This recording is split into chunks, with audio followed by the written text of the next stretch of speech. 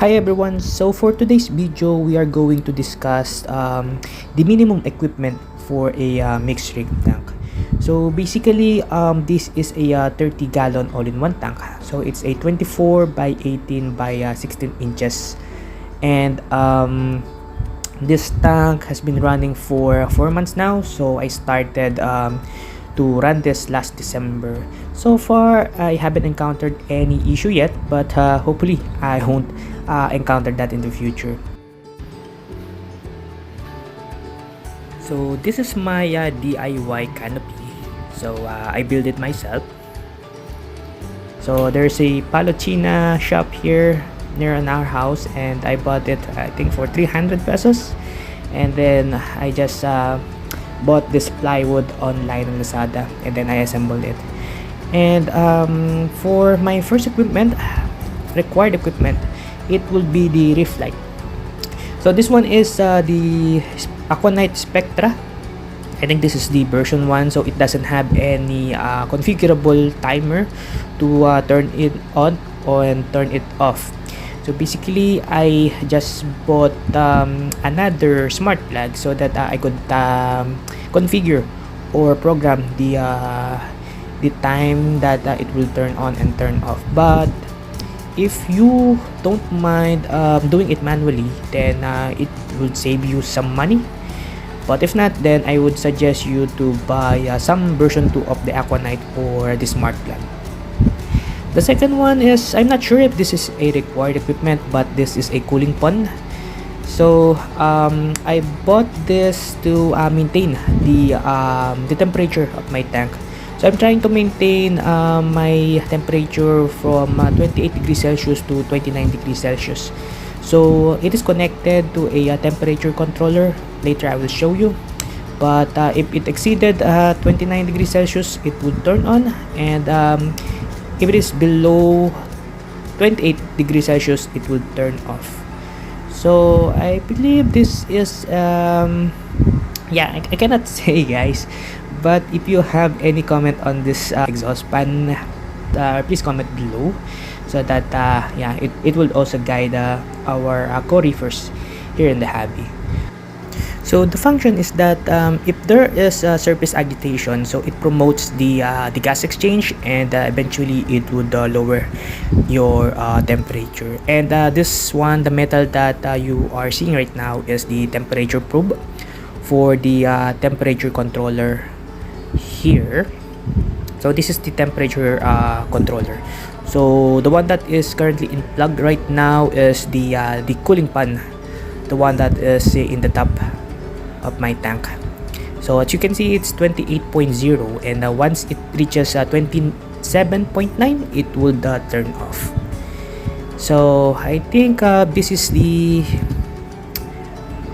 it's good to have, because you will be able to maintain the temperature of your tank.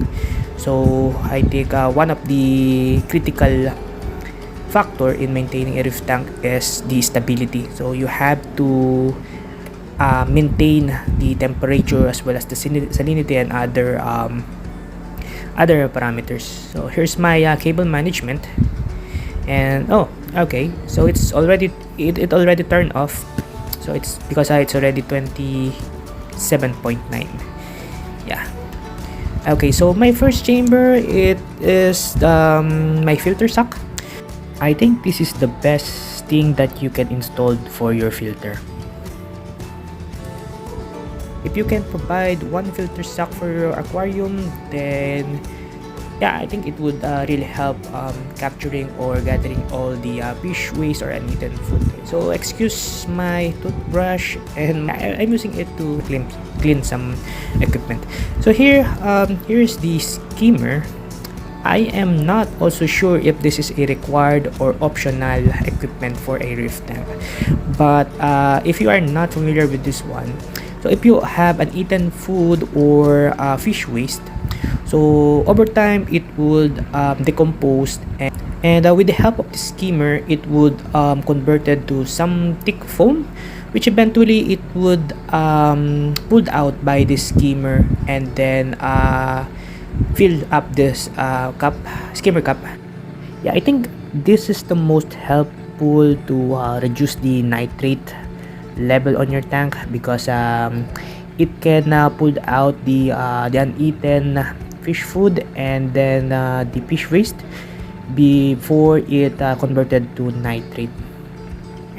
For my third chamber, so it is just ceramic rings for my beneficial bacteria. Okay, for my last chamber, so it is where my return pump is located at, and also the automatic top off sensor. So basically, you want to place the sensor at the last chamber because it will be the chamber that would impacted by the evaporation first. The automatic top off system is not really required because you can do it manually. And just a reminder guys, so use fresh water during top off because during evaporation only the fresh water is leaving the tank. Here on my first chamber, on my cabinet, so that's where my electric cable and plug is located at, and then here at the bottom, this is where my testers, siphon, and other equipments, fishnet, yeah, it's also located there. Okay, on the top right of my cabinet, this is where I'm planning to put my auto dosing system. So right now this is just an experimentation if that water could go up on the tank, but right now I am not dosing any on my tank, and I think this is not necessary for beginner as well, since you would only have fuse of course and then LPS. Okay, so for the lower right portion of my cabinet, so this is where my water reservoir is located at. So this is a 5-gallon aquarium tank, and I think this is one of the best purchase that I did for myself. So because I am a lazy person and I don't want to top off in a regular basis. So because if you are using a cooling fan guys, it will double or triple the evaporation rate. So inside my tank I have here a cheap wave maker, and I think it only cost 400 pesos on Lazada or Shopee, I forgot. But I'm not satisfied how this works currently with my water flow, so I already purchased a Jebao SLW10, I guess, yeah. And yeah, it's already in transit here, so I will maybe create a feedback as well for that wave maker. And I think that's pretty much of it guys. So I'm not saying that this is the best way how you would build your reef tank, but at least you have an idea what are the equipments available in the market necessary for your reef tank. Okay, thank you very much for watching guys. Be sure to subscribe to receive tips and latest update from my tank. See you later.